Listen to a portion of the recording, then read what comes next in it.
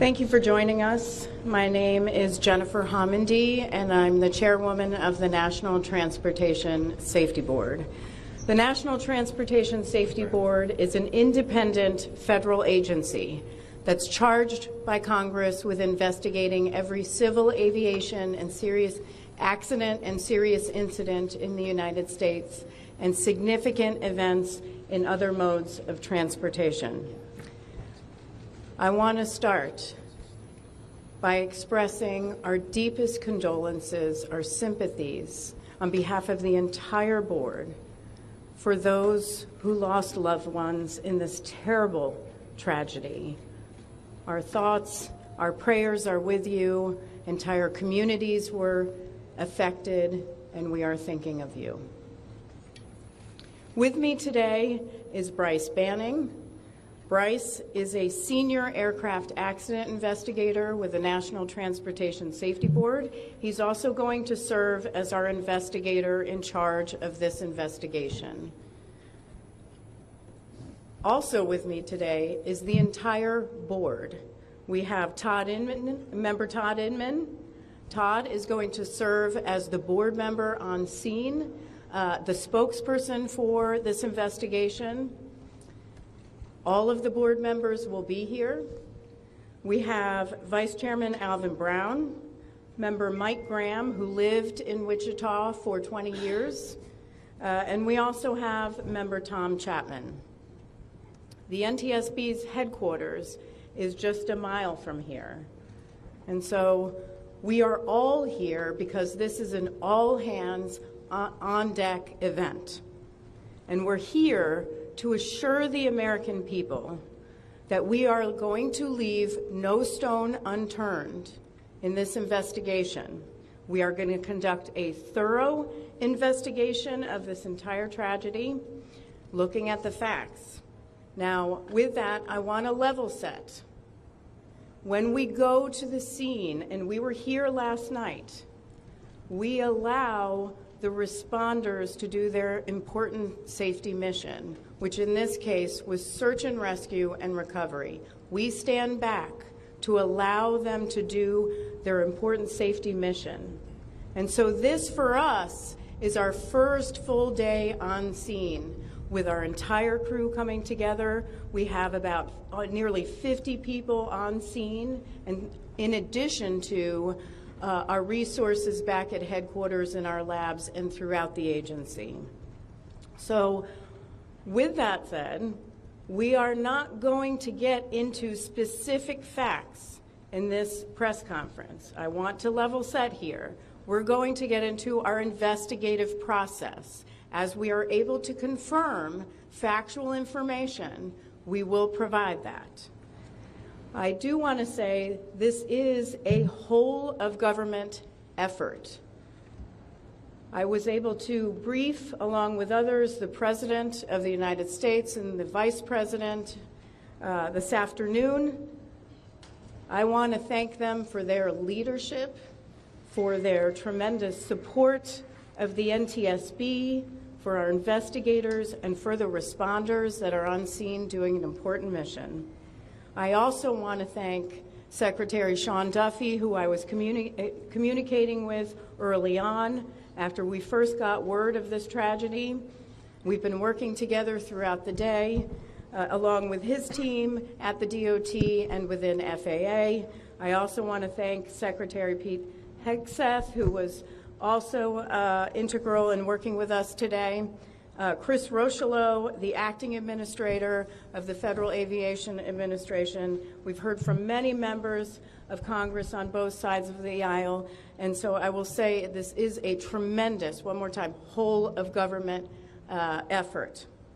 I also want to take a moment and thank the many, many responders that have been on scene. It has been an incredible effort. And I will have a full list that I will provide, that we will provide tomorrow, but I do want to thank them for all their work. With that, I'm going to turn it over to Member Inman for additional remarks.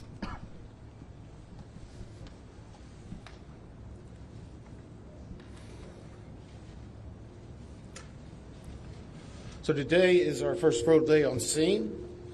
Our investigative team will be on scene as long as it takes in order to obtain all of the perishable evidence and all of the fact-finding that is needed to bring us to a conclusion of probable cause. Our mission is to understand not just what happened, but why it happened, and to recommend changes to prevent it from happening again. Since we're just beginning our investigation, we don't have a great deal of information to share right now. We will keep you informed by giving regular updates as we learn more. Our intention is to have a preliminary report within 30 days, and the final report will be issued once we've completed all of our fact-finding and investigation. Now, we will not be determining the probable cause of the accident while we are here on scene, nor will we speculate about what may have caused this accident. Today, we will be going and having an organizational meeting and establishing our parties to our investigation. We currently have the following parties that are already identified: PSA Airlines, GE Aerospace, Sikorsky, FAA, NACTA, which represents the air traffic controllers, ALPA, which represents the pilots, Army, AFA, which represents the flight attendants. The Transportation Safety Board of Canada will be an accredited representative under Annex 13 of ICAO. They will be supplemented by MHIRG as a technical advisor. They were previously known as Bombardier.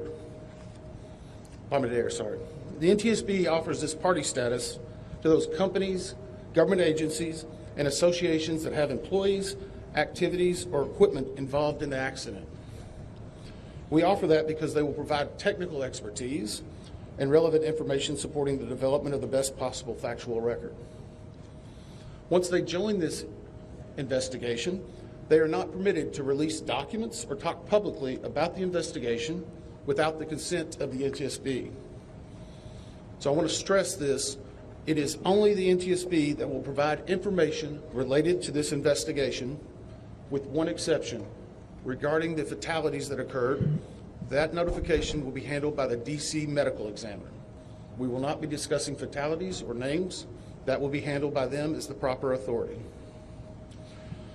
So we want to talk a little bit about our process. We will analyze the facts and determine the probable cause of the accident, and then issue a report of those determinations. I also want to talk a little bit about some additional people that are here with us, and they're very important to us, and that is our family assistance group. Later today, we will be briefing the families. We normally try to do this before a media event, but in this case, they're still arriving. Our family assistance specialists are already working closely with local officials and others to help assist them in their efforts to support everyone that's affected by this accident. And let me just reiterate what the chair said. A loss of life in an aviation accident is very unusual in the United States, and our heartfelt sorrow goes out to everyone that's affected. It affects us, it affects everyone around us. There are a lot of people hurting today. We will help find out what happened.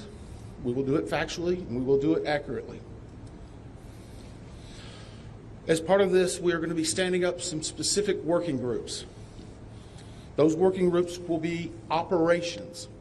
They will be looking at the history of the accident flight and crew members' duties for as many days before the crash as appears relevant. We'll be forming a structures group, which will be the documentation of the airframe wreckage and the accident scene, including calculation of impact angles to help determine the plane's pre-impact course and altitude. We'll have a power plants group. They will do the examination of the engines and the engine accessories.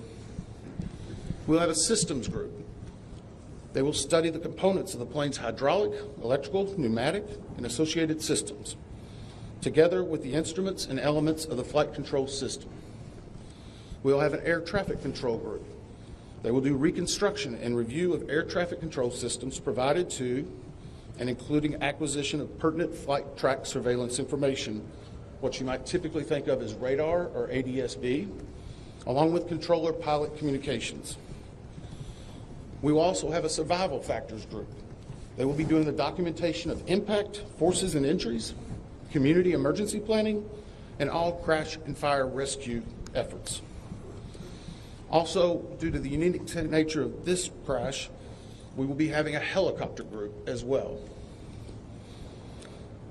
Lastly, we will have a human performance group, and this will not be its own group. It will actually be a part of the operations, air traffic control, and helicopter groups. They will study the crew performance and all before the accident factors that might be involved in human error, including fatigue, medication, medical histories, training, workload, equipment design, and work environment.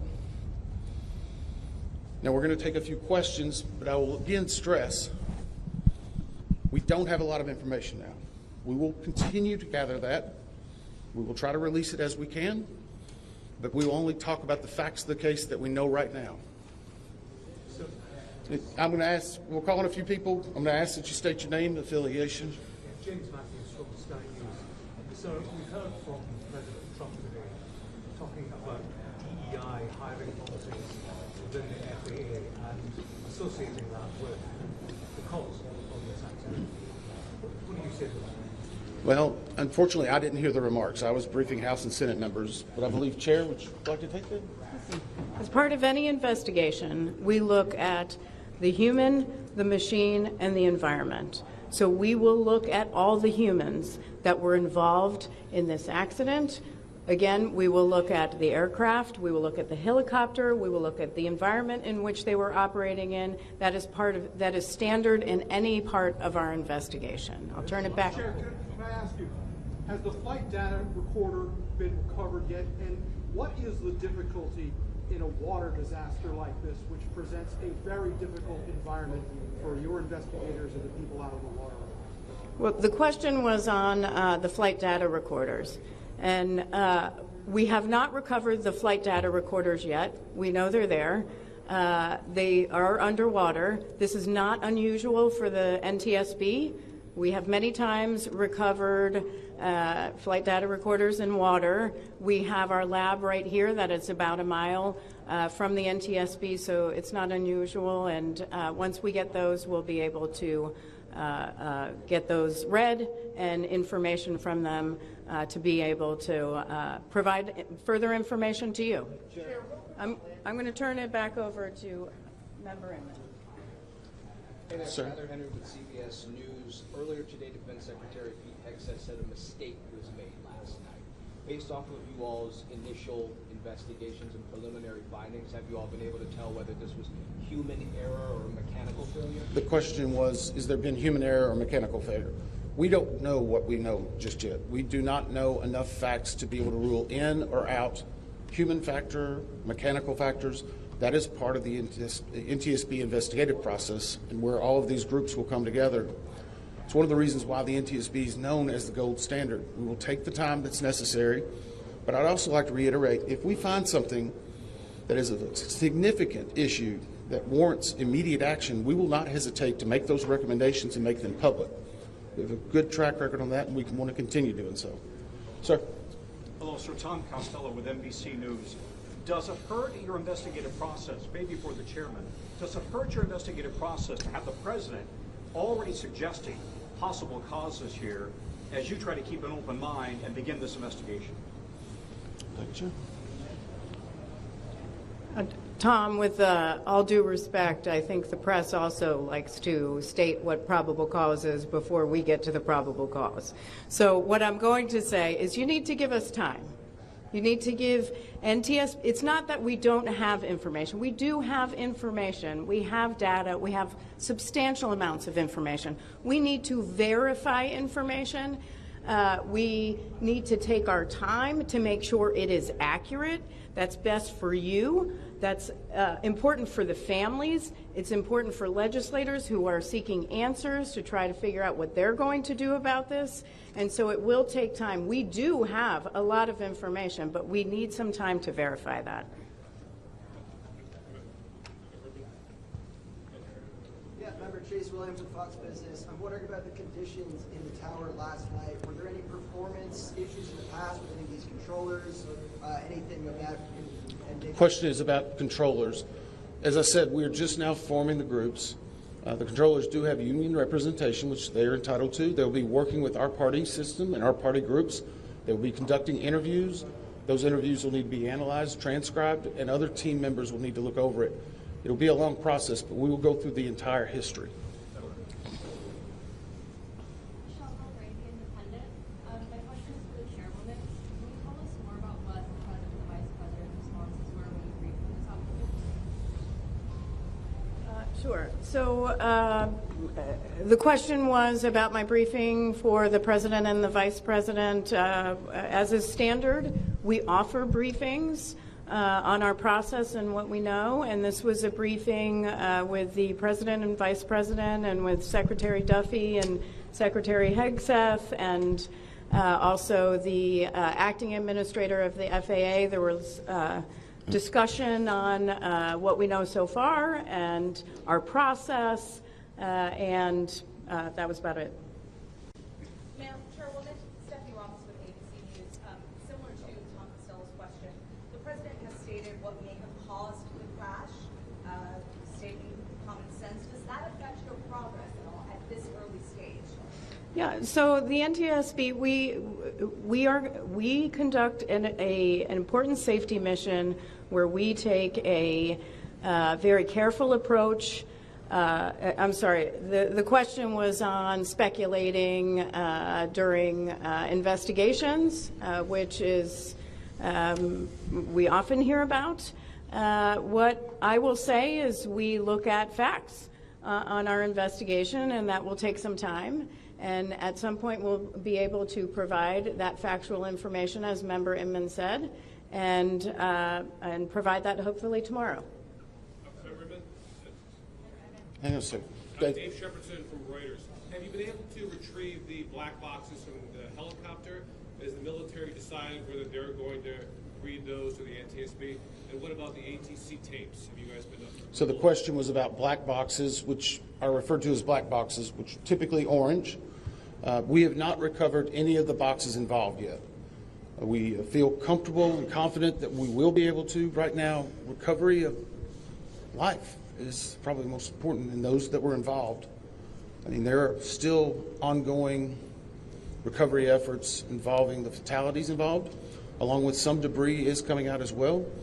We will make sure that that perishable evidence is maintained. We have a great process for that. We will probably have more than one black box, so to speak. It's our understanding that the Sikorsky helicopter is equipped with some form of recording devices, and those will be read either by the DoD or by us. We have a good starting relationship with them, and we've already made agreements in order to be able to do that. So I feel comfortable in what we're going to be doing. The other question was about air traffic control. We received a very large package of information from the FAA at about 3 a.m., I believe, this morning. That is still being reviewed and analyzed. I would say there's a lot more information that usually comes in that than what you may find online and people might speculate about. And that is part of that overall process where we take the time to get the information correct and to make sure all the parties are engaged and involved and can fact check that information. One. Gabe Cohen from CNN. Can you tell me if the NTSB has reviewed this FAA internal report that has been cited by the New York Times indicating that the controller that was on duty at the time of the crash was doing a job that's usually done by two people? We have not reviewed any specific reports about the controllers at this time, at least from the leadership team. Our investigators are continuing to pull all that information. Their personnel records, their files, where they were at, whether they were fatigued, all that information will be part of that investigative process. But right now we can't speculate on anything that may have been reported in the media until we get the opportunity to validate and understand how it impacts the investigation. We're going to take just a few more questions. Sir? Yes, Orange County Beaver Magazine. What's the problem with this like bringing the families in? Are they coming to the airport? And how are you going to sort of treat the sensitivity of bringing them to the place where this tragedy happened? So the question is about the families. And many of those families are still en route. Some are still being notified from both the military and from the commercial crash. There is a family assistance facility that's being stood up by American and PSA Airlines in Bethesda, Maryland. They've already been working on that, standing it up. Our team from our disaster assistance team has also been coordinating with them. We plan on briefing them. It is customary that at some point, if the families wish to go to part of the accident site, that we would arrange such a thing, but it will only be when we know that it's safe, we have the correct perishable evidence, and we can do it in the proper modesty that should be for those family members. It will be a little bit of a process, but it will take some time. Sir, to follow up on the air traffic control. No. Sir, or are you? I know that Marielle Carville with DC News now. We've heard from some witnesses that they saw people were able to come down the slides of the plane. Has there been any indication that people made it off the plane? Well, again, we will not speak to the fatalities. The D.C. medical examiner will, but I think the D.C. fire chief this morning very succinctly said correctly that we believe there are no survivors. Was there off the plane? Like, did they even get out of the plane? Last question. So, hang on one second. Right now, we're going through the debris fields. Nothing we've seen would indicate that maybe slides or chutes were deployed. It was a very quick, rapid impact. But we've seen nothing in that regard so far from the evidence we had, but we still need to verify all of that information. One more question? Jeff Cook, ABC News. Go ahead. Jeff Cook, ABC News. What do you know about the altitude of the helicopter at the moment of impact? And can you talk about the procedures for such helicopters in that area? The question was about the helicopter procedures. And in D.C., it's kind of a unique environment. We've been getting briefed more and more by the FAA. I'm not an air traffic control specialist, but they're actually helicopter zones, if you will, or tracks. And this one was transiting, I believe, from track 1 to 4 as part of their normal procedure. If you live in D.C., you see a lot of helicopters going down into this area. So there's a very well-defined system in that regard. As far as altitude, until we get the additional information, we can't validate or basically corroborate any of that until we get more of the electronic data and the data that's on the plane. I do want to clarify one question that also came about cell phones. You know, in today's age and time, a lot of electronics and other devices do contain a lot of different information. We've found on a number of our accidents that we actually are notified through a smartphone that may sense that. As part of our process, we will obviously treat all of the effects of the deceased with dignity. We are already starting to pull that information together. If we feel that it's necessary to find or pull some of that information, we will work with the families and make sure we do it in a manner that's respectful for them and their privacy. But right now, we don't have any plans specifically on that amount, on that area until we need to. Thank you very much. Thank you very much.